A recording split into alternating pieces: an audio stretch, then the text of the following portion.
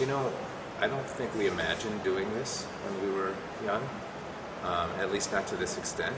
I think our parents imagined that music and culture in general would be an important part of our adult lives, and so they wanted to expose us to a certain amount of that when we were younger.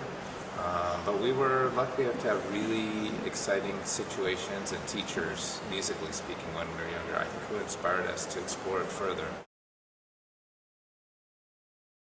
I consider it an incredible and amazing privilege that I happen to have in my family people who played the right instruments, be in a string quartet, and that we were musically sympathetic and that we enjoyed working together. That's amazing, actually.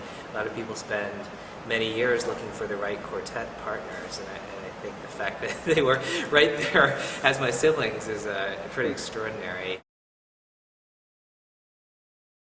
One of the things that I love most about playing in a string quartet for a living is that every day you're involved in this artistic formation that in which your contribution is absolutely essential, and yet in which at the same time you have to be constantly shaping what you do or adjusting what you do or molding what you do to the equally as important contributions of three other people, and three other people that have those kinds of same convictions that you do.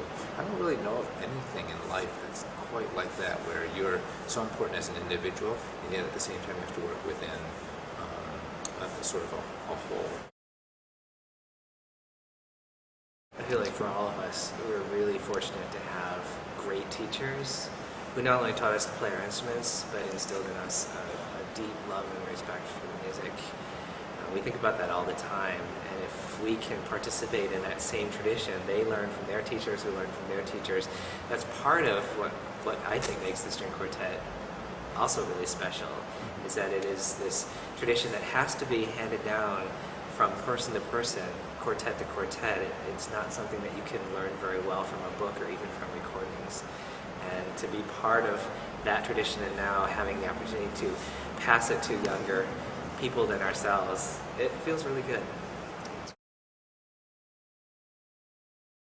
Well, one of the most exciting things about this particular visit to the Hopkins Center is the world premiere of a quartet just written for us by Richard Danielpour. In fact, we just got the parts a few weeks ago.